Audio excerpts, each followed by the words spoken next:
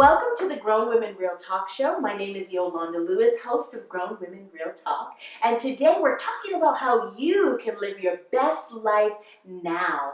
And who is going to help me do that is two beautiful ladies that we have here today. We have Monic Thornton, welcome, and we have Janice. Welcome, welcome, welcome.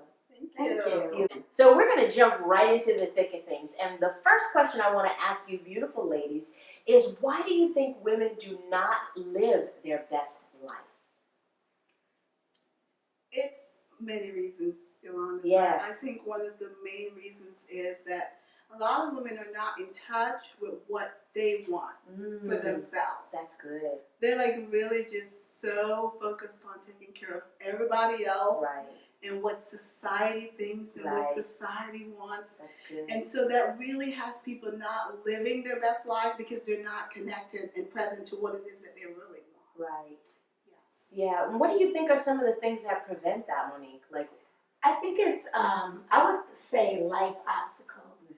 I believe a lot of people inside know exactly what it is that they want to do. yes. But life gets in the way. Right. Whether it's kids, Right. it's health, Right. it's other obligations that they have in life. And I Right. think it comes in a way of who they really want to be want to do. Yeah. Sometimes for some ladies, Right. it clicks off. Right. The light bulb clicks on, Right. and they said, you know, I'm going to focus on me, and I'm going to do what it is that I want to do, what sits in my heart. Right. Right. I think there's some, a stigma on looking at focusing on you as being selfish. Yes. That was a, Yes. so right on point. Yes. Exactly. Selfish. Yes. And so how do women then overcome the balance? Because there is a level of selfishness that I think is healthy, in the sense of living your best life now, but there's also a selfishness that's neglectful. Yeah. And so how do women understand what that line is so that they can live their best life,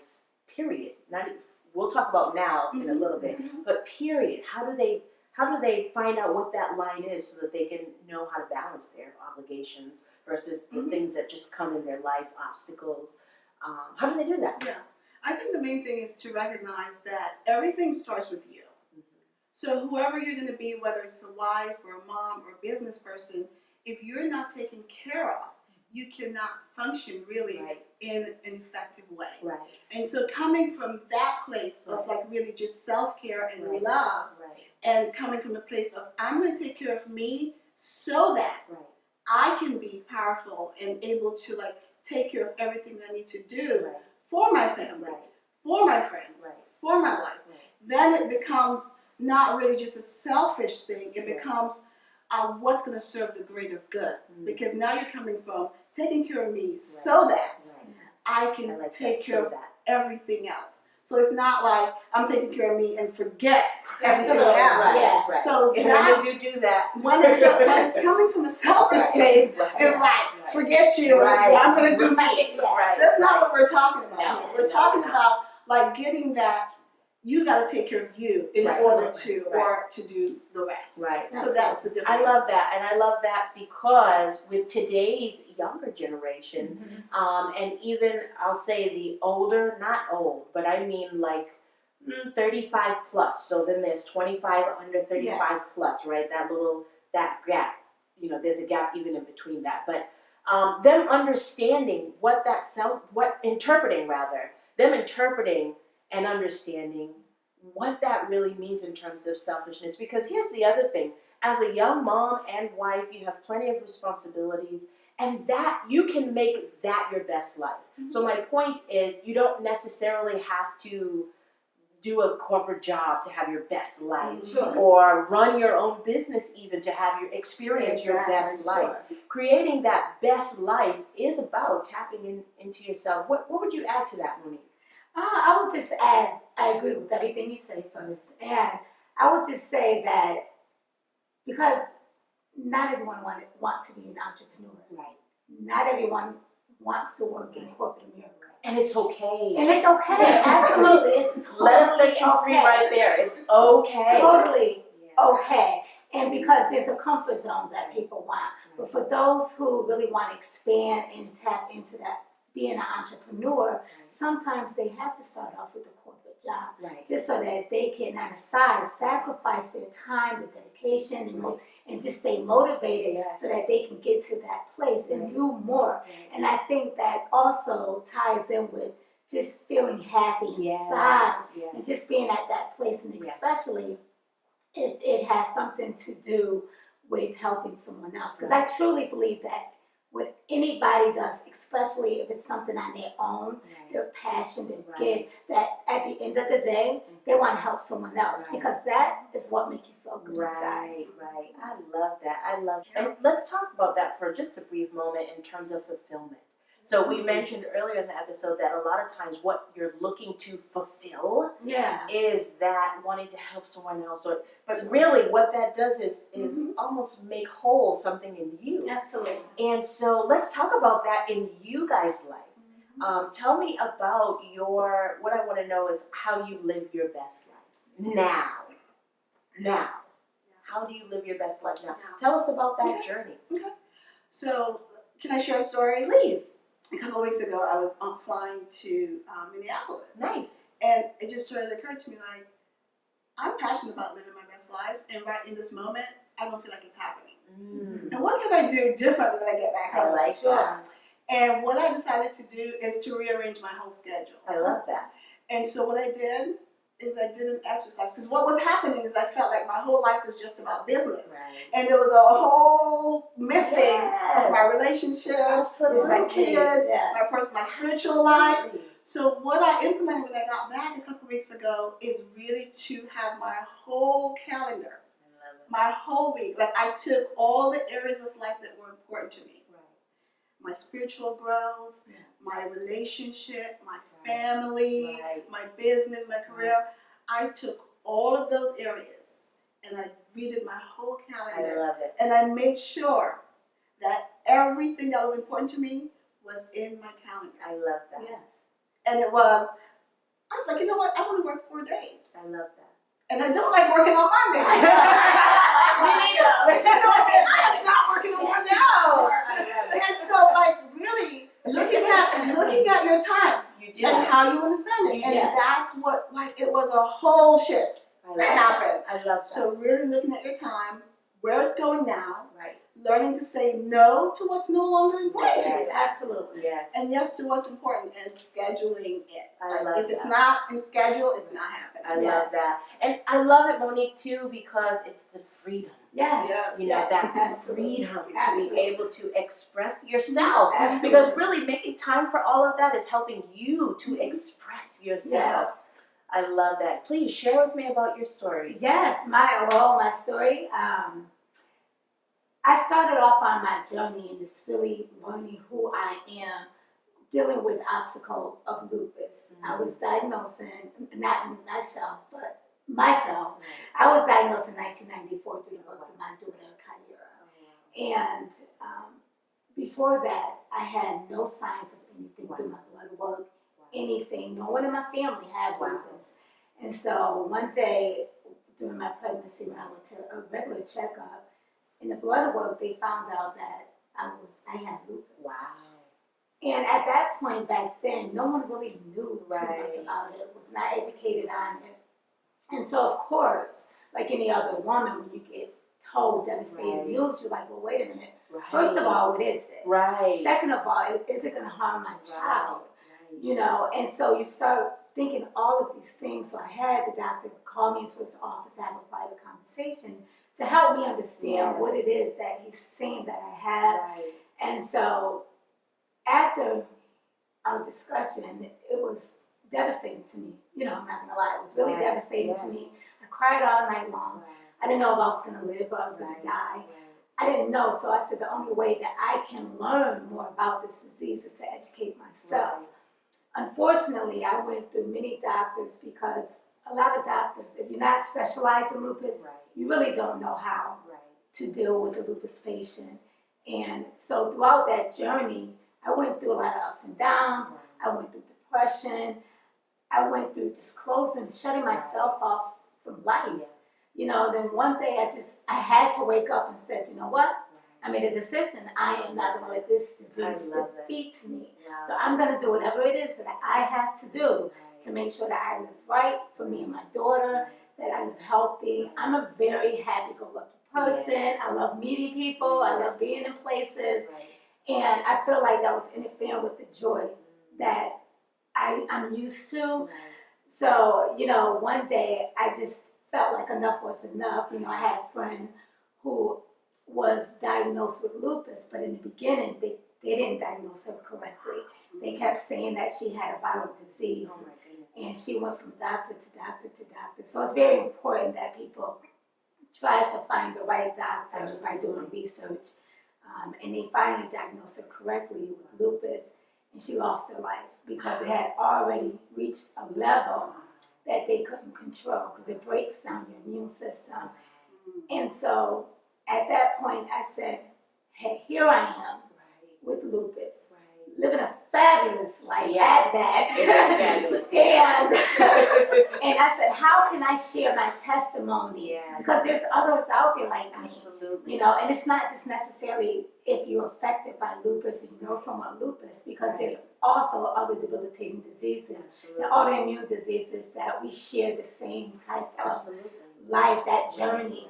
So, you know, I just made a decision to write a book about it and just to tell my testimony, you know, not to give it on a doctor's perspective, but more from a personal, you know, a patient who lives with it daily. And from there, I do motivational speaking. I tell my story, you know, my purpose and what the joy that I like having is to know that my testimony is for somebody else to pray. Right. And so that's my journey, and that's my truth, and that's what I get up every day to do, to help someone else who is struggling. Because it's a lot when you're dealing with a debilitating disease. I love that. What I love the most about you sharing that story is that it's almost like a rebirth. Like, so we talked about that list and all of that, and then sometimes we can make that list, like, don't like, all of that, and then life, like you said, out of the blue, all of a sudden, and so you have everything changes at that point. What is really important, what you really like, what you don't. How about that for accountability to being honest? And so I love how you explain that, because women need to know that everything it doesn't go as simple as maybe you and I want to say in that something context. Because this, like, what I showed is just recent, but what really got me on this journey, like really present to my best life, is 5 years ago when I went through my divorce. Oh wow! Because that's a reality check. Absolutely. Because I was married since I was 20. Wow. And my entire adult life. We won't tell how old you are because we can't even tell. I'm good. So it's like I was married, you know, for 14 years, and I went from living with my mom to living with my husband. And so when we went through the divorce, my whole life changed. So it was like, okay, now what?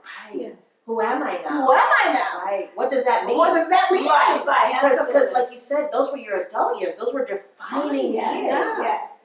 And so it's like that was the moment when I took on personal growth and development on a whole new level. Absolutely. Spiritual development. Like really looking like, who am I? You know, and what do I really want now? And so it really started 5 years ago in that like shift. And that's when, because it was debilitating in a sense, and it was a shift, but it was an opportunity.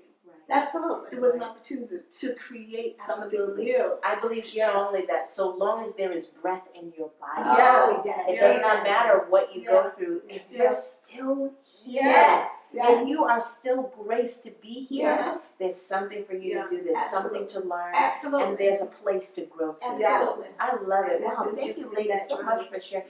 Yes. So, last final question. How do you live your best life now? I would say to really channel in your inner self. I truly believe that everybody has something truly deep down in their heart that they know that they're good at, they know that they're passionate, and they know that they always wanted to do. If they can, I always say, ask yourself the question, if I had all the money, if I had all the opportunity, the resources, what is that one thing that I know that I can do, be passionate about, and be dedicated to? And just do it. Life is short. Yes. Life is short. Yes. A lot of times you don't get second chances. No. So why not? Right. You never want to wake up the next day and say, I wonder what would have happened. Right.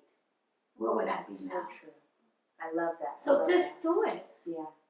Do away with the fear. I love it. Do it. I love it. I love it. Janice. Yeah, and one thing I always say to people is to really get that this is not your play life. Like, this is your real life. This is it. This is it. Take the action. Whatever it is that you feel that you're being called to do, just do it. Absolutely. And it could be just one action. It's not like the whole thing. Like, it could just be sharing it. You could have had it inside your heart your whole life and never told us so. Right. Just tell someone. Absolutely. Take the first step. Right. But it's really to get present to, this is my life. Yes. There's no do-over. It's not my play life. Yes.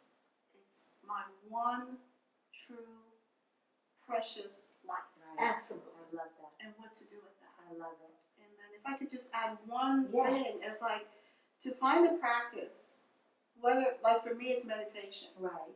But for some people, it might just be prayer. Sure. It might just be 5 minutes or something. Yes. But just get quiet with yourself Absolutely. and look inward to Right. see what is it. Yes. That's really important to me. I love Yes. it. I love it. Wow, Just you do guys, it. powerful. Just do it. You guys are so powerful. Thank you so much for sharing. And to our viewing audience, I want to leave you with three things about living your best life now. Number one, search inside yourself to figure out what is your best. Help yourself to bring out the best, writing it down on paper as we discussed and shared. Number two, go for it. Whatever it is, whatever flows from you, whatever comes out of that experience, and you have the guidance and the mentorship, etc., go for it. And the final thought is, don't let anyone stop you. Not yourself, not your peers, not your haters, no one. Don't let anyone stop you. Go for living your best life now. I hope you enjoyed our episode today on the best life now, and I hope you will live your best life now going forward. I know these ladies sure are, and I want to give them an opportunity to share with you how to connect. Hey, Janice? Thank you, Yolanda. I really appreciate being on the show today. It was so much fun. Absolutely. Energy is a topic I love to talk about. Wonderful. Really. And again, my name is Janice Laws, and I'm a certified dream coach and life coach, and really want to connect with you to help you to live your best life now. I am committed and passionate about people living the life of their dreams and having all of their dreams fulfilled. And you can reach me at totallifeempowerment.com or email me at info@totallifeempowerment.com. Awesome. Awesome. Thank you. Monique? Thank you, Yolanda. I really appreciate you inviting me to this awesome show. Absolutely. And again, my name is Monic Thornton, and I am a motivational speaker and a #1 best-selling author of Lupus 911. You can find this book, lovely, fabulous book, at Amazon.com. And I just wanted to let you know that being a survivor of lupus for over 21 years has put me through many obstacles, but it has ended me to the place of where I like to be, where I love to be, and that's living a fabulous life with lupus. Do not let a debilitating disease such as lupus stop you from who you want to be and what you want to do in life. Lupus is a debilitating disease, as well as all the other autoimmune diseases that are out there, but do not let it stop you. And just be encouraged to step out on faith and do what it is that you want to do. And join me in living a fabulous life with lupus. And you can reach me at lupus911nation.com. Again, lupus911nation.com. Or you can also contact me on social media, Facebook, Monic Thornton, or Lupus911.